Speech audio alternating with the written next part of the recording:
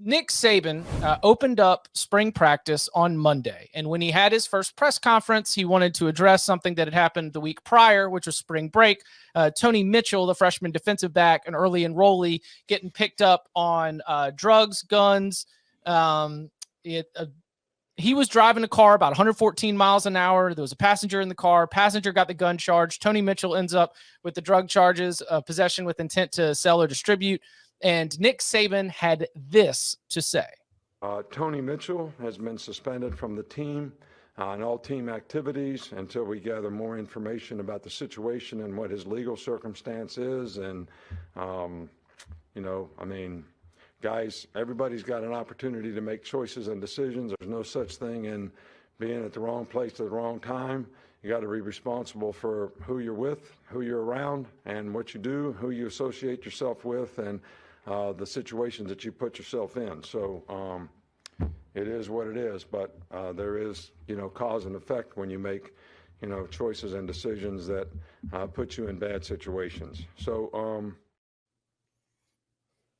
that's a subtweet of Nate Oats, of the Alabama basketball program, and maybe even the athletic director, Greg Byrne, who was caping up for Nate Oats and Brandon Miller and the basketball program on the College Game Day podcast and trying to describe all the different reasons why Brandon Miller had not been sat down, because Brandon Miller, according to police testimony, was driving a car that delivered a gun that was used to kill a young woman on January 15th in Tuscaloosa. One of his teammates has been indicted on capital murder charges, and another man who is accused of pulling the trigger has also been indicted on capital murder charges. Brandon Miller missed 0 time for team activities. We discovered his involvement in this tragedy in February, and we have been dealing with it and continue to deal with it as a story as Alabama prepares for the Sweet 16. Nick, laying down the hammer. What you think? I don't think there was anything coincidental about what Nick Saban said.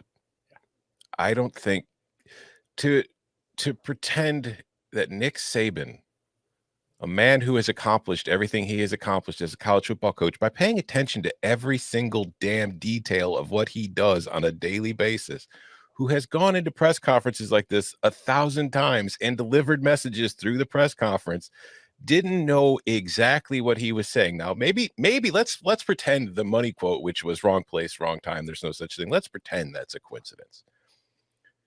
He also said you have to be responsible for where you're at, who you're with, what you're doing. It's 1,000,000%.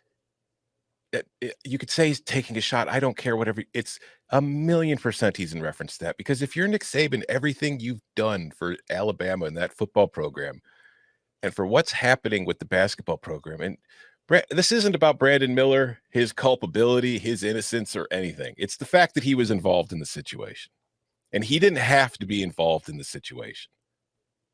And there was absolutely no kind of repercussions from it. It's from the basketball team. There's going to be real life repercussions from it. And then for the guy who coaches the basketball team to get a contract extension and a raise shortly after all this happens, you don't think Nick Saban's sitting in that athletic building and he's not pissed off about what he's saying? Give me a break. Of course he is. Yeah, I think he's got to be pissed that Tony Mitchell would put himself in this situation after what just happened with Brandon Miller. And just as a PSA, if you're going to deal drugs, don't drive 114 miles an hour. You probably, by the way, wasn't it 141? Oh, did I get? Oh, I'm pretty sure it's 141. In Florida, that's a felony too. I'm fairly certain. No, but the article that I read specific, because I had a discussion this morning about what's the fastest you've ever driven, and it's never been close to 141. But that's just a side note. 141.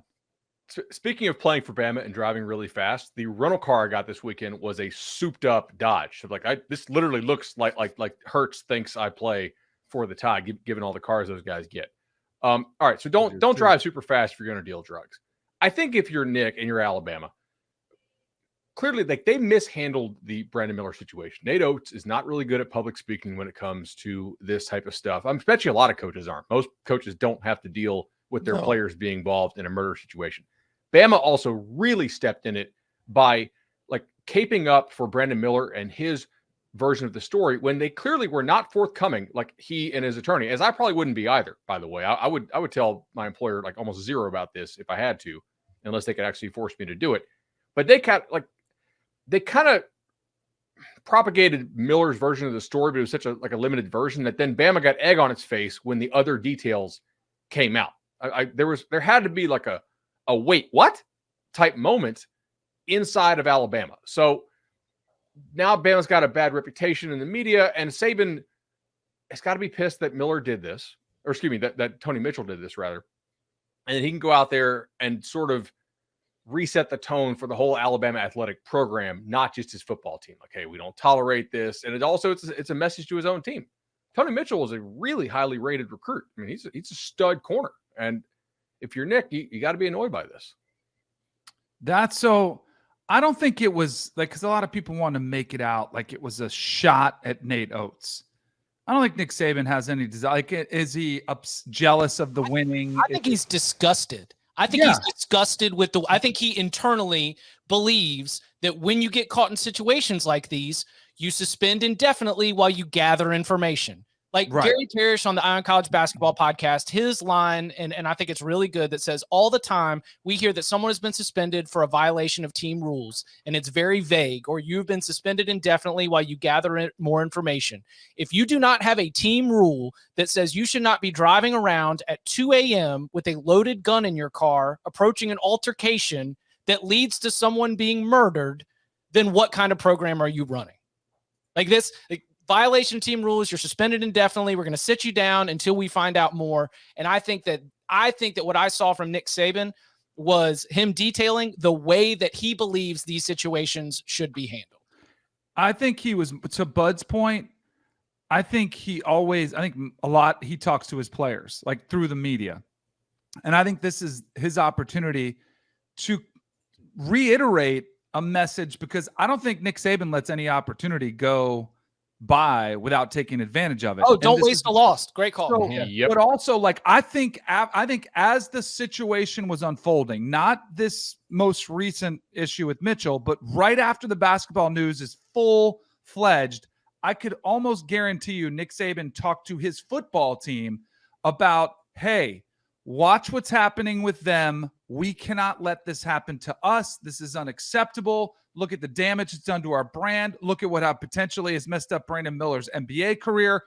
And I guarantee you, he probably brought up and you can't tell me you were in the wrong place at the wrong time, because nobody cares. Nobody cares about your excuse. And it also was the company you keep. And that's something my parents taught me from a very young age is, choose your friends wisely. And all these were messages I bet Nick Saban told his team right after that happened, and then now is kind of reiterating it, say, see, I told you so.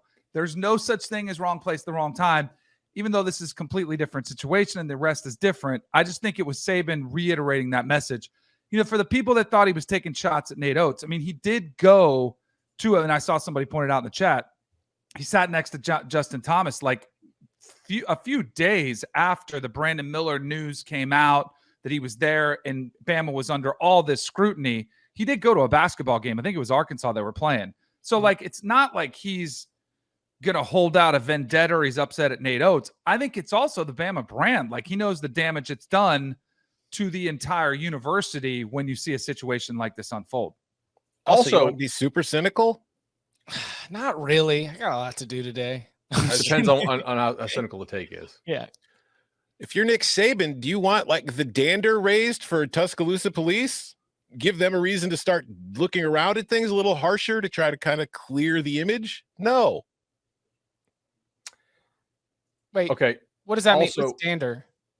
Like, get their dander up. Like, if based on this situation, we see it all the time.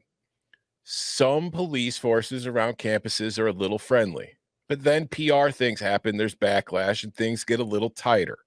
Do you want to be kind of, I'm just saying, I'm not saying I think this is the case, but I'm saying if we want to look at the most cynical kind of look at what happened here. And Mitchell got picked up in Florida. Yes. But my point is on spring break. My driving point around is, with. yeah. Yeah. But my point is, do you want these more eyes on the program in this, more of these eyes on your program? Maybe. You know what else probably hasn't pissed off? Go one state over. Go look at Georgia, right? Mm-hmm. What have they just had an issue with? Yeah. Speeding, right? How many Georgia guys have recently got DUIs or have gotten tickets or arrests for going 100 miles, like more than double the speed limit? And 141 evading the arrest report, which, I mean, a lot of them say this was eyes look red, hazy, glazed over, which sort of implies impairment, right? Like he admitted to evading police at 141. I mean, at the very least, this is driving like an idiot. 141 is really quick. So he's got to be pissed about that too. He's like, look what Jalen Carter just did to his draft stock. Tom, your Bears ain't taking Jalen Carter at #1 overall anymore. Right? I mean, they traded out, but like they might take him at 9 though. Yeah, I see that's going to cost you some money. That's going to cost money. Yeah. I mean, am I getting old for being glad that Nick Saban said this? Does that make me sound crotchety? Like that some adults in the room are coming that out? That there's an adult in the room, because there are very few times it's too often there is not an adult in the room in college sports when it gets in the way of winning games. Mm-hmm. Like winning games has taken a priority over being a decent person far too often. I'll give you a cynical take. This is probably the easiest case that Nick Saban could get up there and make these statements and come down hard on a player, and there's no right play. I mean, this is about the most idiotic thing you could do as a player. The details make everybody go, what were you thinking? So it's a very easy opportunity for Nick Saban to come out with his take. It's not Brandon Miller. It's like, this isn't him doing it if it was Bryce Young, right? This is a player who, Bud, you're right, like super talented player, like one of the top prospects coming out of the state of Alabama, but he was a freshman. Yeah. He was an early enrollee. Like we're going to have some time before Tony Mitchell starts being counted on or relied upon for overall success with this team. So, well, if he ever suits up for Alabama at this point. Did you guys see the model of the car? Of the car, Dodge, Black Dodge Challenger. Charger? Was that what you had? No, exact same one I had. Yeah. Were you involved? Was Bud the other man in the car with Tony Mitchell? Yeah, I'm the one that told him to punch it. But we got to stop at Burger King first. The kids are hungry. Bud slinging the bud. Yeah. Ooh, you need to move to California and open a dispensary. I know. It's a good idea. Yeah, they don't have enough of those. There's need to really corner the market in California with a dispensary. Yeah, I think that all the cars that I've owned, isn't it called the Governor? Like where it just cuts off? The Governor plate? Yeah, I don't think that I've ever been able to go faster than like 105. Yeah. This goes back to the whole issue of what we talked about when the Jalen Carter Georgia stuff was coming out. Like the players have more access to buy nicer cars, and those nicer cars go a lot faster than what you can typically afford as a kid coming out. And I know Bama's always had, they've had nice vehicles, and every college football town has had it, but it is becoming more prevalent, and cars are just faster. I mean, I remember you're talking about fast, like what the Governor was. I remember I had a 4Runner in college, and when we try to come home, you know what the Governor was when it started to like shimmy? It was like, oh, better slow down. Like it's going too fast. He thought it was going to blow up. Like that was the Governor. Yeah. And Oliver mentioned something that Bud also mentioned, with the Jalen Carter stuff, that we can't ignore, like Henry Ruggs being a story and a layer to this that has got to be on the mind of Nick Saban as well, in terms of driving fast and being reckless. So it was an interesting message here that Nick Saban had. And yeah, to me, as we've sort of said, it's a lot more than just the wrong place, wrong time money quote. I think that he's trying to make a bigger example. And I like the idea. I like the idea, and I hope it's right, that it's probably also a little bit of a message to his team as well. You got anything else? No, the only other thing I've really thought about this is like, yeah, guys are getting nicer cars now with NIL deals and stuff, but you really don't see top NFL players dealing drugs. I mean, it's pretty rare, right? I'm not saying it never happens, but like, who's like the last Sam Hurd, active good NFL player? Sam Hurd, when he was with the Bears, he was the original cocaine bear. He just got out of prison. Cocaine bear. I mean, don't you think he just picked up the drug dealer? He was riding around with him. Nate Newton got busted. Nate Newton was like I don't know. I wouldn't qualify him. Nate Newton was the one I was thinking of. Yeah. But didn't he get busted like twice in a very short period? Yeah. Was pushing weight. He got busted. Who else has been busted? I mean, there has been. It's like, listen, you get money, but you gotta get more money. And it's like a 401k, just greener. An opportunity. Yeah. It's all the opportunists out there that jump on it.